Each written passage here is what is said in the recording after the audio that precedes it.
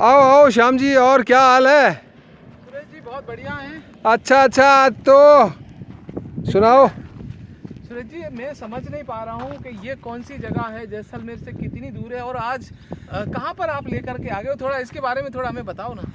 बिल्कुल बिल्कुल श्याम जी, ज़रूर बताएंगे। चलो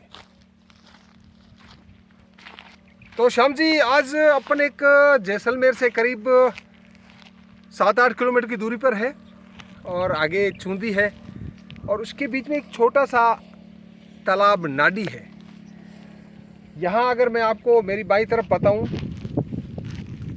तो ये टूटे हुए पत्थर है और ये बता रहे हैं यह रामसर नाडी है।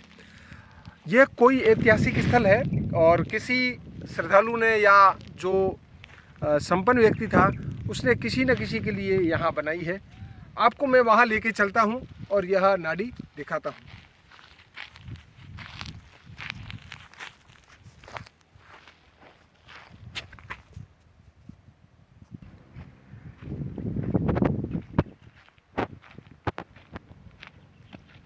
तो श्याम जी, यह एक छोटी सी नाडी है और यहाँ की जो दलदल है यह कह रही है यहाँ बहुत अधिक पशुधन पानी पीने के लिए आते हैं और काफ़ी आपको नजर आएगा। पानी तो थोड़ा कम है लेकिन बरसात के समय में यहाँ काफ़ी पानी इकट्ठा हो जाता है।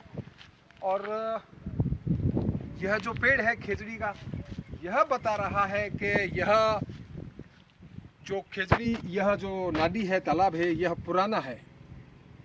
तो उसके पीछे वहाँ गोवर्धन भी है इसका। आप अगर देखते हैं तो वहाँ मैं अगर बताऊँ नज़दीक फिर चल के दिखाएंगे तो वहाँ गोवर्धन भी है। यह जैसलमेर से करीब मैंने जैसा बताया 7-8 किलोमीटर की दूरी पर है। तो इस तरह के छोटे छोटे तालाब जैसलमेर में बहुत है और कुएँ बावड़ियाँ इतनी हैं, अगर हम इसको संजो लें तो शायद जैसलमेर के अंदर जो आज हम नहर करते हैं, नहर की आवश्यकता नहीं रहे। तो मैं थोड़ा सा चल के आपको वहाँ एक जो स्तंभ है वो दिखाऊंगा। तो यह जैसलमेर की छोटी छोटी नाड़ियाँ हैं। इस तरह की कई नाड़ियाँ यहाँ बनी हुई हैं श्याम जी।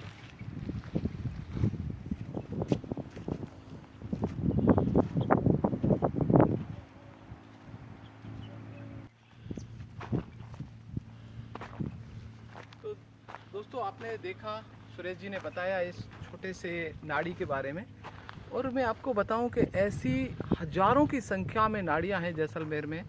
और इससे थोड़े बड़े होते थे वो तालाब होते थे, लेकिन ये जो आप देख रहे हैं ये ऐसे गोवर्धन इसको कहा जाता है, शिलालेख भी इसको कह सकते हैं कि जो भी निर्माण कार्य धर्मार्थ कोई सेठ साहूकार कोई भी करवाता था वो अपने नाम के ऐसे गोवर्धन उसके किनारे लगवाता था।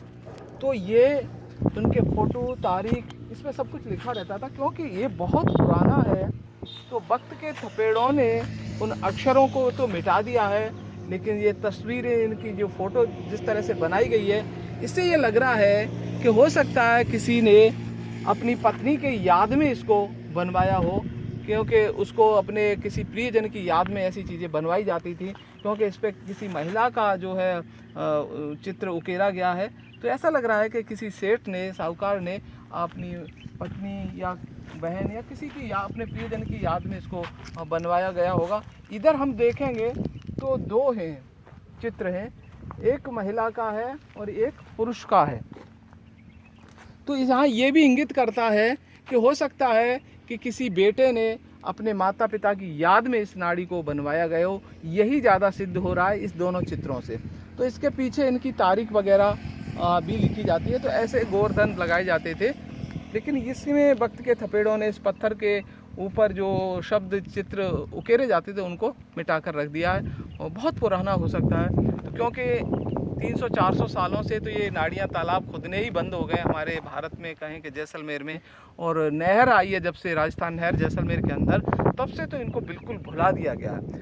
अगर जैसलमेर में इस नाड़ियों तालाबों की अगर हम कहें कि पूरी तरह से इनको संरक्षित करके पुनः पुराना स्वरूप लौटा दिया जाए तो मैं दावे के साथ कह सकता हूँ कि जैसलमेर को कभी पानी की ज़रूरत नहीं पड़े, किसी नहर की ज़रूरत नहीं पड़ेगी। और अभी जो पानी की ज़रूरत पड़ रही है वो हमने अपने पुराने स्रोतों को भुला दिया गया, इसलिए ज़रूरत पड़ रही है। तो दोस्तों आज आपने देखा सुरेश जी ने इस जगह पर लेके आए थे 15 किलोमीटर, मेरे को बहुत पसंद आई, मैंने पहली बार देखी, पहले मैं इस जगह पर कभी नहीं आया था। तो बहुत बहुत शुक्रिया सुरेश जी का। और आपने भी देखा इस जगह को तो आपने भी आनंद लिया होगा। और अब मुझे दीजिए इजाज़त, नमस्कार।